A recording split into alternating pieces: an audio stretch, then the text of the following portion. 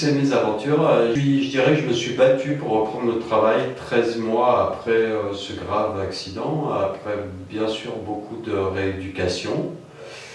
Et donc j'ai rattaqué à mi-temps thérapeutique avec un poste adapté pendant à peu près 6 mois, car bien sûr je voulais reprendre à plein temps pour prouver que j'étais encore capable de faire quelque chose. Donc quand je suis revenu sur mon poste chez Air Liquide, qui est une grosse entreprise, j'ai eu pas mal d'aménagements de postes pour me rendre la vie plus facile. Ils ont financé l'aménagement de ma voiture, entre guillemets, c'est-à-dire une caméra de recul et un rétroviseur grand angle pour empêcher de chercher l'angle mort. Après, quand j'ai bossé sur PC, on m'a quand même fait venir un ergonome pour aménager plus ou moins le poste, pour pas que je souffre trop de la mauvaise lumière des PC et régler toutes les lumières et tout ça pour que ça se passe bien. Après, quand j'ai été au poste de conseiller client, là, j'ai carrément eu droit au taxi qui me récupérait chez moi, à la maison, dans le 01, j'habitais à l'époque, et qui m'emmenait au travail à Saint-Priest, et retour bien sûr aussi.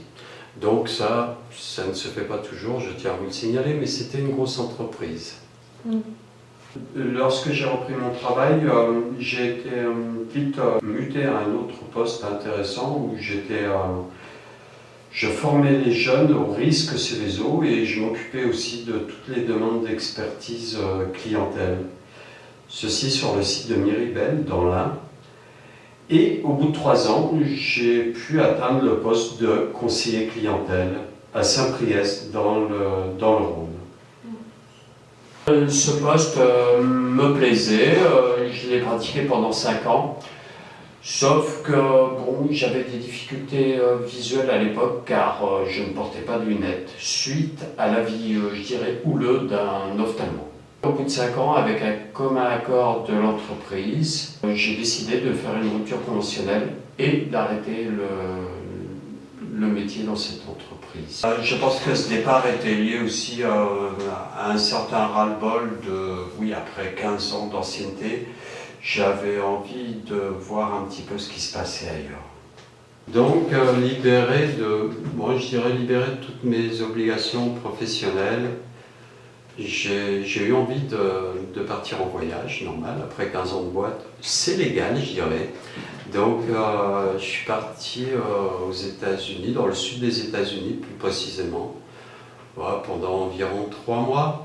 Donc ça m'a permis de réaliser un petit rêve. Mais avant de partir, j'avais quand même envoyé un CV dans un parc zoologique parce que j'avais un petit rêve de gosse, c'était de travailler comme soigneur animalier. Donc j'ai envoyé un CV qui faisait 2 pages avec une lettre de motivation de 3 pages. En gros, un truc auquel personne ne vous répond jamais normalement. Mais revenu de mon voyage des États-Unis, il s'avère que j'ai eu un coup de fil et j'étais convoqué pour un entretien dans ce parc. Donc voilà, tout est possible. Suite à cet entretien, le chef soigneur était assez sceptique de prendre un ancien conseiller client comme soigneur, mais il a voulu m'essayer, puis du coup je suis resté 4 ans à ce poste de soigneur animalier auquel je me suis bien amusé. Et puis au bout de 4 ans, vu qu'il n'y avait pas d'embauche, je me suis dit, je vais arrêter cette mission. Et puis en même temps, pour des raisons familiales, j'ai vendu mon appartement dans l'Ain et je suis revenu dans mon pays natal, c'est-à-dire par Paray-le-Monial.